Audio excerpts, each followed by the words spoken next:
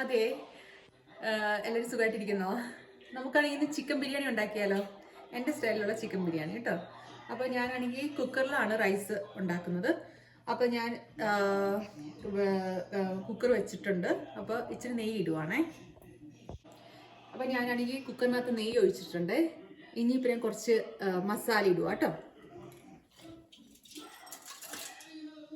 അപ്പോൾ ഞാനൊരു 3-4 ഗ്രാമ്പു എടുത്തു, 3-4 ഏലക്ക, പിന്നെ ബേ ലീവ്സ്, അതൊക്കെയാണ് എടുത്തേക്കുന്നത് കേട്ടോ. പിന്നെ ഒരു പട്ട, ചെറിയ കഷ്ണം പട്ട എടുത്തിട്ടുണ്ട് കേട്ടോ.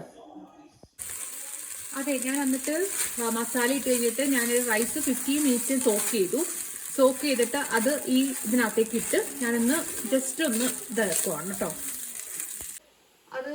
അത് കഴിഞ്ഞിട്ട് ഞാൻ ഇച്ചിരി നാരങ്ങനീര് ഒഴിച്ചു കേട്ടോ. അപ്പോൾ ഒരു 1 ലെമണാണ് ഞാൻ എടുത്തത് കേട്ടോ. അത് കഴിഞ്ഞിട്ട് ഞാൻ അരി എടുത്തേക്കുന്നത് 1.5 ഗ്ലാസ്സാണ്. അപ്പം അതുകൊണ്ട് ഞാനാണെങ്കിൽ 3 ഗ്ലാസ് വെള്ളം ഒഴിക്കുക കേട്ടോ. എന്നോട് പറയാം. ഇനി ഞാനാണെങ്കിൽ ആവശ്യം ഉപ്പിട്ട് ഇനി ഞാൻ കുക്കർ ഓഫ് ചെയ്യുക കേട്ടോ. അപ്പം ഈ കുക്കർ അടച്ചു വെച്ചിട്ട് ഞാനിപ്പം സിമ്മിലാണ് ഇട്ടേക്കുന്നത്. അപ്പം ഞാനൊരു 7 മിനിറ്റ്സ് കണക്കിന് ഞാനാണെങ്കിൽ കുക്കർ അടച്ചു വെച്ചിട്ട് 7 മിനിറ്റ്സ് കഴിഞ്ഞ് കഴിയുമ്പോൾ ഒന്ന് ഓപ്പൺ ചെയ്ത് കഴിയുമ്പോൾ കറക്റ്റ് സെറ്റായിട്ട് ഉണ്ടാവും കേട്ടോ. ഓക്കെ. അതെ, ഇനി ഞാൻ സവോള വറുക്കാൻ പോവാ കേട്ടോ. അപ്പൊ ഞാനാണെങ്കിൽ ഇച്ചിരി നെയ്യ് ഒഴിക്കാൻ പോവാ.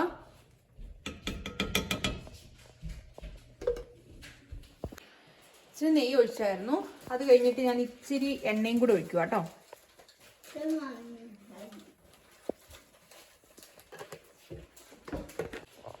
ഞാൻ സവോള ഇടാൻ പോവാ കേട്ടോ, വറുക്കാൻ വേണ്ടിയുള്ള സവോള.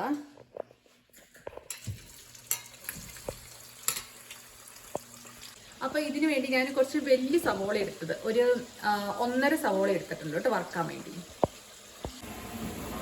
ഈ സവോള ഇത്രയും ബ്രൗൺ ആയാൽ മതിയേ. അത് കഴിയുമ്പോൾ നമുക്ക് എടുക്കാം. ഇനി ഞാൻ കുറച്ച് മുന്തിരി ഇടാൻ പോവാണേ.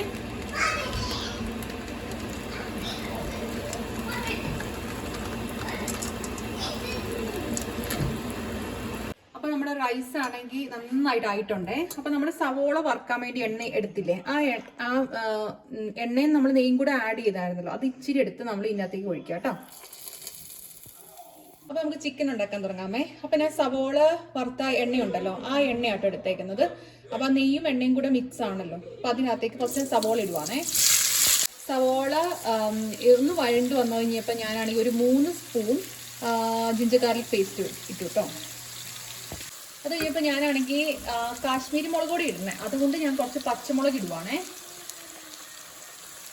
ഇതിനകത്തൊരു 6 പച്ചമുളക് ഇടുന്നുള്ളൂ, കാരണം ഞാൻ കാശ്മീരി മുളക് പൊടി ഇടുന്നോണ്ടാട്ടോ 6 പച്ചമുളക് ഇടുന്നത്.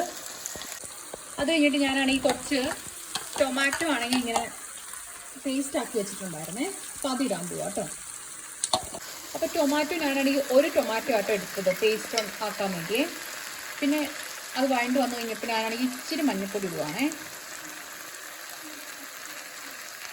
അതിൽ ചിക്കൻ മസാല ഇടാൻ പോവാണേ. ഒരു 1.5 ടീസ്പൂൺ ചിക്കൻ മസാല ഇടുവാണേ. ഇച്ചിരി കാശ്മീരി മുളക് പൊടി ഒരു ടീസ്പൂൺ ഇടാൻ പോവാം കേട്ടോ. ഇനി നമുക്ക് ആവശ്യത്തിനുള്ള ഉപ്പിടാം കേട്ടോ. ഞാനൊരു 1 ടീസ്പൂൺ മല്ലിപ്പൊടി ഇട്ടു കേട്ടോ.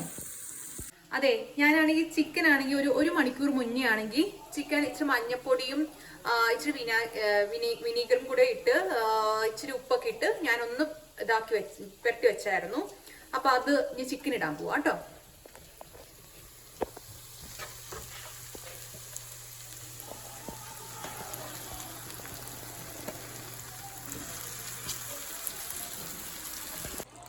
അപ്പൊ ഞാനാണെങ്കിൽ കുറച്ച് കുരുമുളക് ഇടുക കേട്ടോ.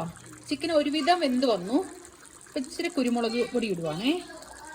കുരുമുളക് പൊടി ഇട്ടിട്ട് ഒരു 2 മിനിറ്റ് കഴിഞ്ഞപ്പോൾ ഞാനാണെങ്കിൽ സവോള ഇടുവാണേ. നമ്മൾ വറുത്ത് വെച്ച സവോള ഇല്ലേ, അത് ഇടുവാണേ. അതിൻ്റെ കൂട്ടത്തിൽ നമ്മൾ മുന്തിരിയും വറുത്ത് വെച്ചില്ലേ, അതും ഇടുക കേട്ടോ ഞാൻ. അപ്പോൾ ബാക്കിയുള്ള സവോളയും വറുത്ത് ഇട്ട സവോളയും പിന്നെ ഇച്ചിരി മുന്തിരി വറുത്തതും കൂടെ ഞാനാണെങ്കിൽ ചോറിനും കൂടെ ആഡ് ചെയ്തു കേട്ടോ. എന്നിട്ട് ഒന്ന് മിക്സ് ചെയ്തു കേട്ടോ. ഓക്കെ, അപ്പം വീഡിയോ ഇഷ്ടമായെങ്കിൽ ഒന്ന് ലൈക്ക് ചെയ്യണം, സബ്സ്ക്രൈബ് ചെയ്യണം. അപ്പോൾ ശരി, ബൈ.